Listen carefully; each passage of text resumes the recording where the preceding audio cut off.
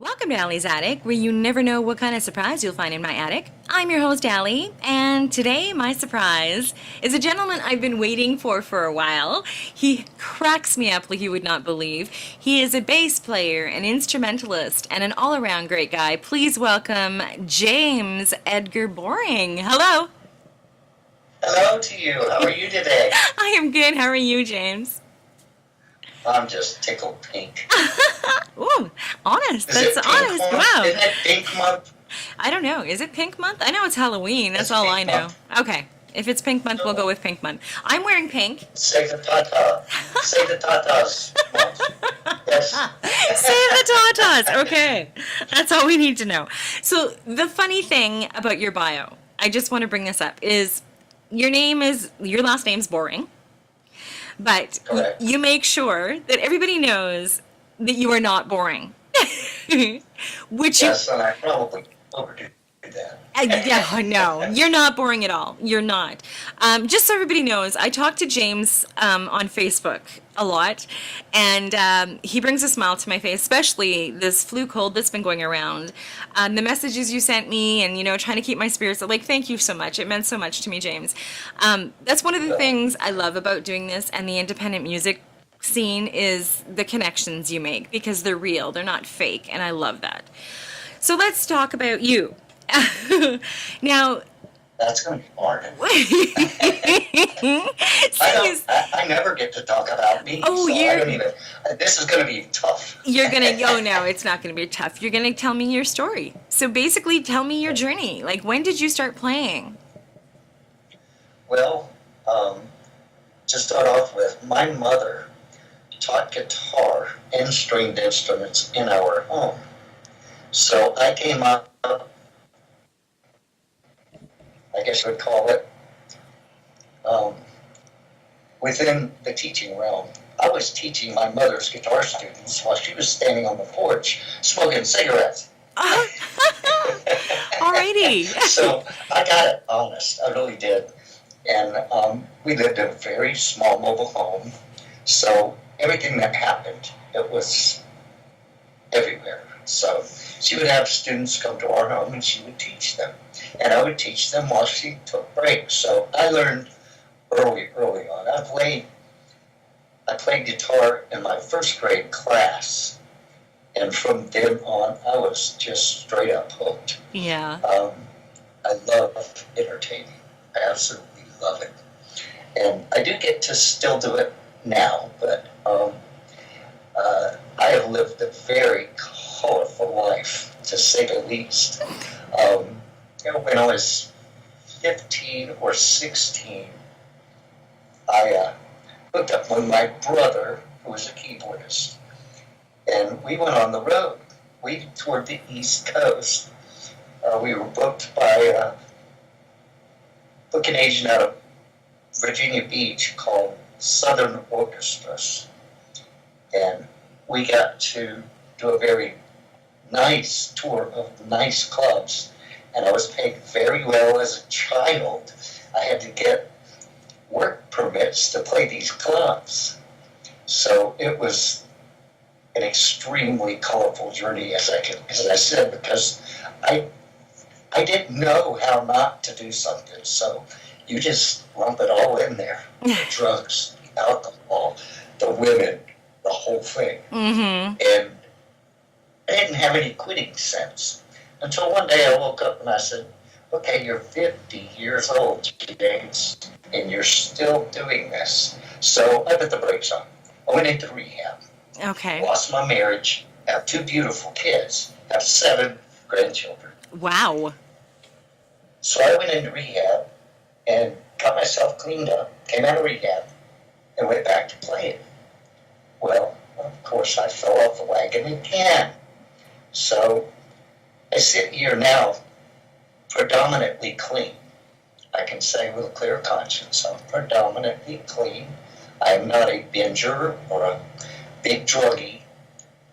I am now more focused on my music than I ever have been. It's exciting. My Reverb Nation page took off just from me playing instrumental jazz, just what I could do. Mm-hmm. And when I opened my Twitter account, which was less than a year ago, I now have 4,000 followers, and it's growing every day. Yeah. So my musical background was pretty much all bass, not much guitar. Now I'm returning to the guitar, and I'm finding so much joy in it because that's what my mother taught me. So Yeah. I'm just really happy about where I am in my life now. I Good. just left my sister. I just installed 2 doors for her. I was all sawdusty and a mess, so I came home, run home and clean up and get myself right. I'm still not right. No, you I'll look never fine. be right. Well, who is? Who is? I just want to say we're doing this via Skype. There's just been a couple little glitches, but nothing major. So we're just going to keep going. But I just wanted to let everybody know. We all know how, what do you call it? Dependable Skype is. But anyway, it's going great. Yes. I Very good. You're very brave to actually come on and actually admit to everything that you just admitted to. I mean, we've all been there. I've been there. I don't drink. I do use medical marijuana, but I don't do it. Lucky you. Yeah, lucky me. No, I have anxiety attacks when I do, so I have to be very, very careful. But I have my doctor and a doctor at the Cannabinoid Clinic working with me for my disease. So I don't do it recreationally. But I mean, yeah, I was crazy and wild. I mean, we all were. But to come on here and actually admit it and talk about, what you went through and going into rehab, I like hats off to you, James. I think that's wonderful that you shared that with us. Well, 30 days in front of a mirror will really change your life because that's all I had. 30 days in a mirror to look at myself and my life. Well, OMG. That's all I gotta say. Yeah, no very, kidding. very life changing. Yes, I've actually helped people with alcohol and drug problems. So I know I don't know personally the feeling they go through, but just seeing the look on their face and the change in their character is amazing. And you've talked about that, and you've talked about how you've gone back to your music and back to the guitar. I am not an instrument player. I cannot read music. I cannot sing. Well, everybody can sing. I just cannot sing well, but I love music. And I think that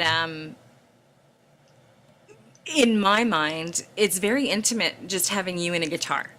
And it grounds you, I think. Yes. So is that Yes. what you're experiencing now? You're back at it and you're getting more in tune with Yes. you? My, the thing that grounds me most is being able to actually hear myself the way I would like to hear myself instead of seeing myself performing on stage. I can actually manipulate things here in front of this camera right here and make it look right. I just got through pulling it down. I put a video up of me playing a James Taylor song and I was trying to sing it. Fire and And it Rain. sounded so bad. I took it down. It was It didn't horrible for sound me. that. No. It was okay, but it was doable, but I let it go because that's not the person I want to portray. What I want to do, I think I'm going to change my path.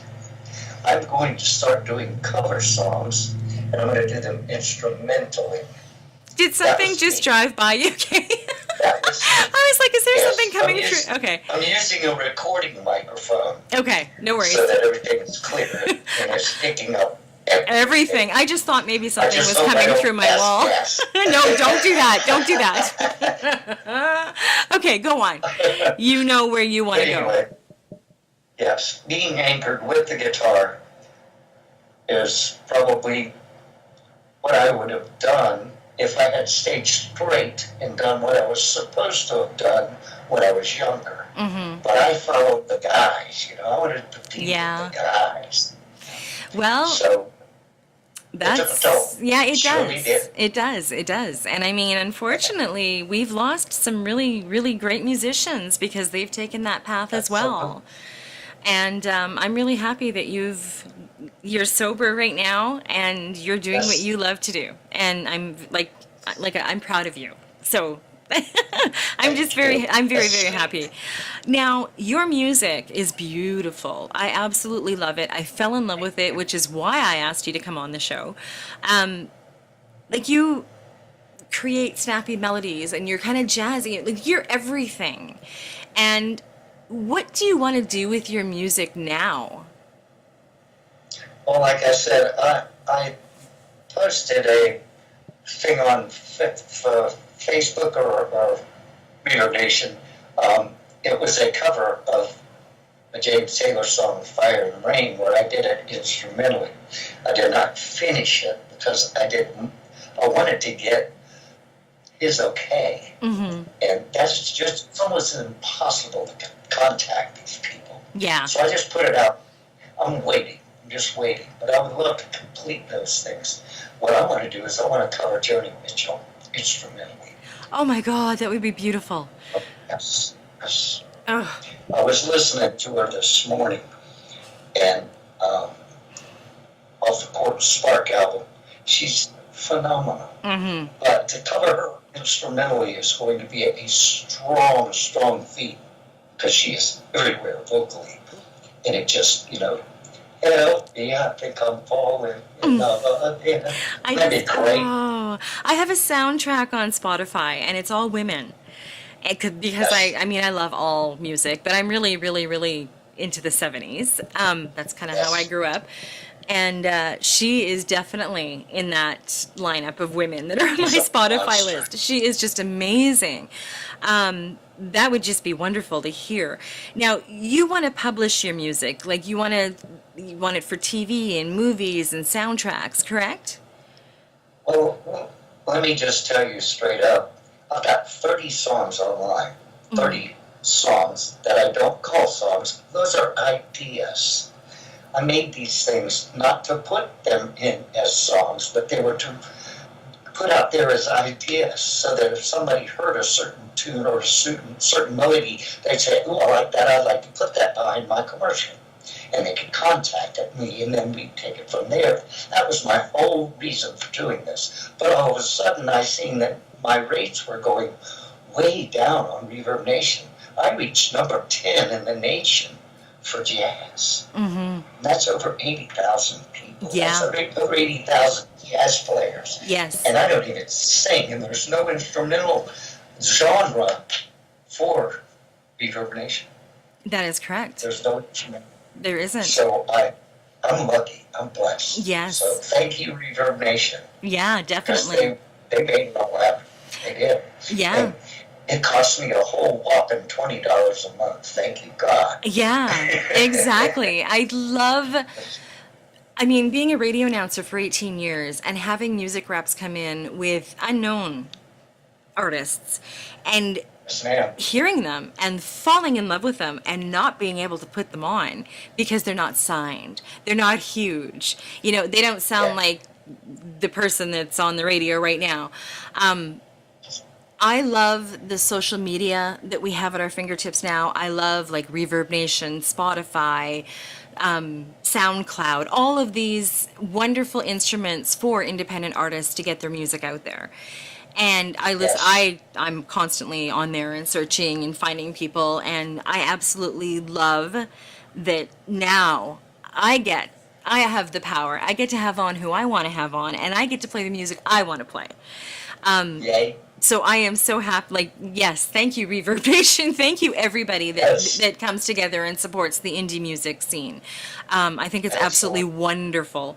Now, you've been doing this for, like you said, 50 plus years.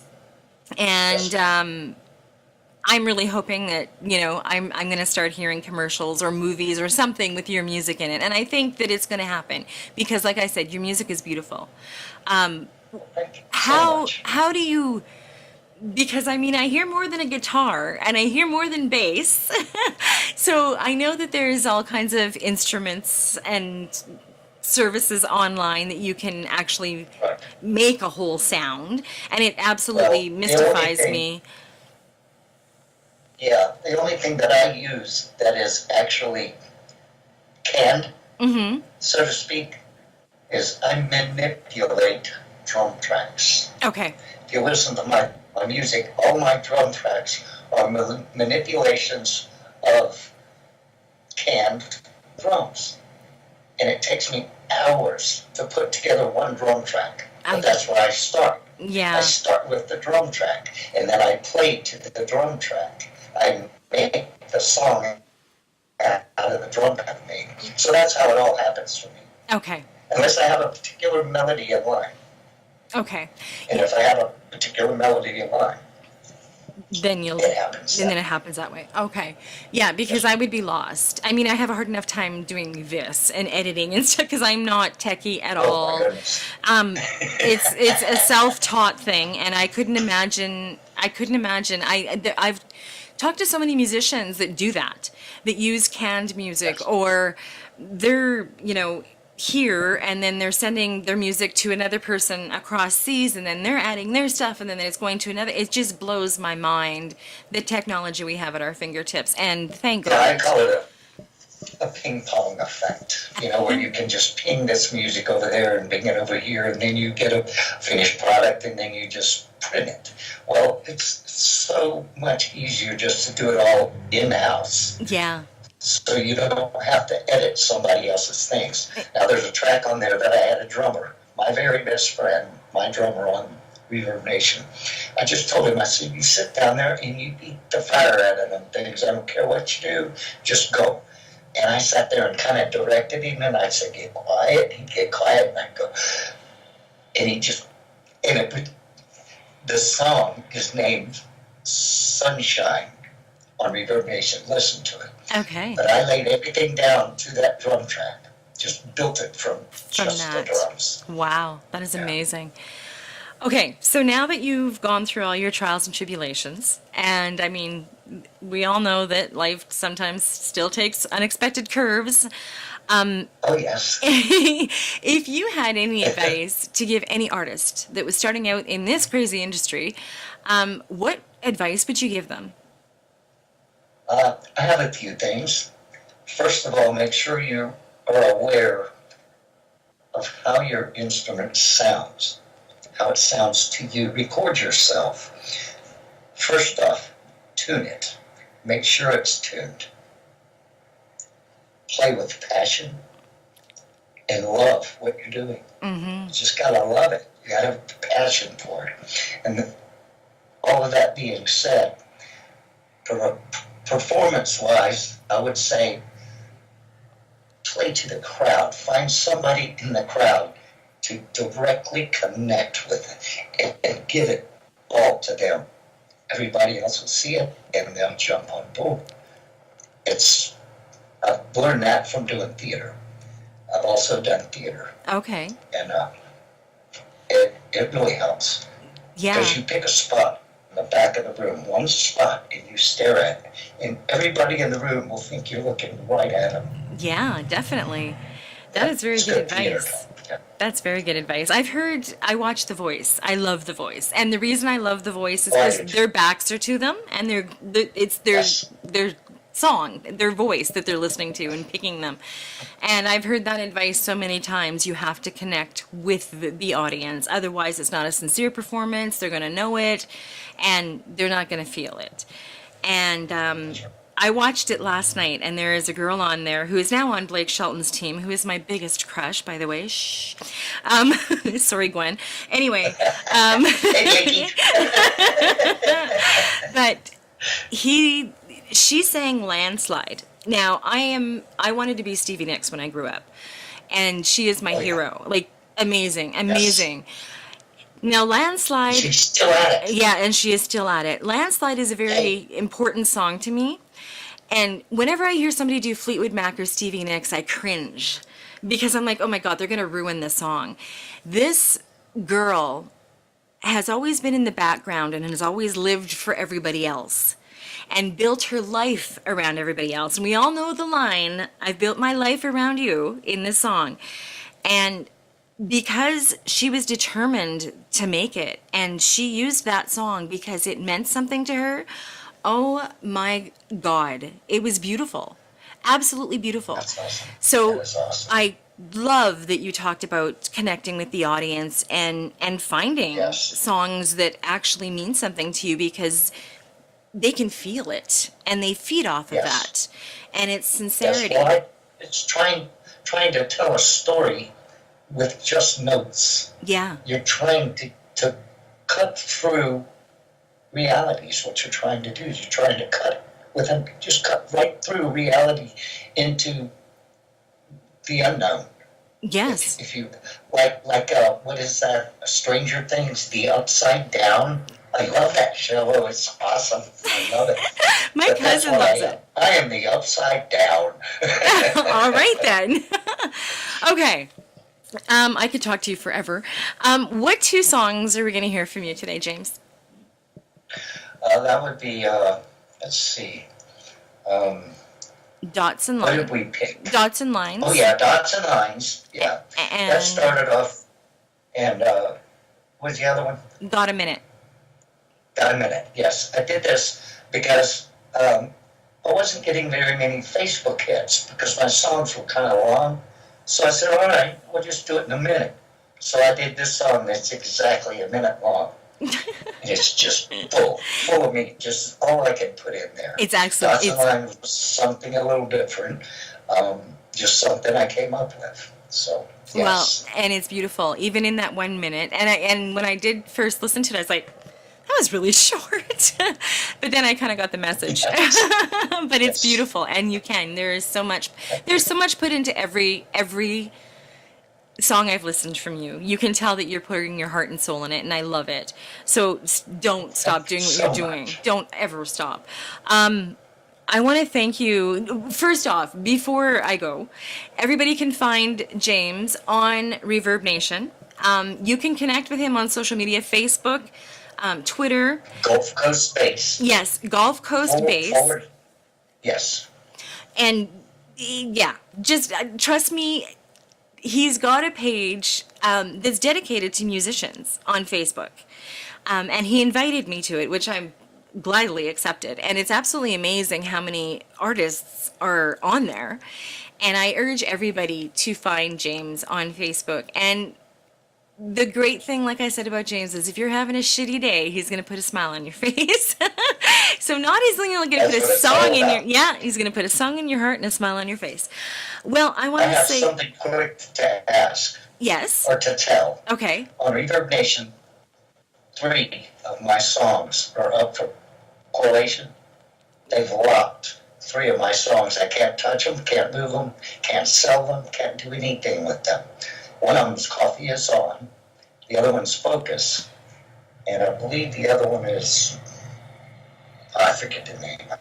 But anyway, there's 3 of them that are locked up. I can't touch them. why? I'm excited because the big boys are looking at them. Oh, I'm okay. tickled. I didn't know that's what that meant. I was like, what? Yeah. You can't touch your own music? Okay, well, you're going to have to keep me updated. This is not a one-shot deal. Yes. You know that. Anytime you Yeah. want to come back on, you've got news to share, anything, you know how to get a hold of me, and I'll have you Awesome. back on. Or if you want to send me a new single, I have a page on my website called Odds and Ends, and that's what it's for. It's to just, I have a lot of my Canadian artists, which I don't have a lot of, I'm getting there, but they send me the singles and I throw them up there when they come out with a new one. And it's just promotion, right? And I'll do anything I can Yes. do to help promote.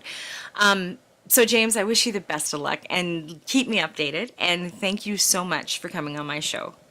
Well, you're such a sweet lady and not hard to look at either. You're so pretty. Thank you so much for having me. Yes, thank you so much for coming on. Thank you for the compliment. Happy Halloween, by the way. And yeah, boo. Thank you for joining me on Ali's Attic. Keep checking my website because you never know what kind of surprises you'll find in my attic. Cheers.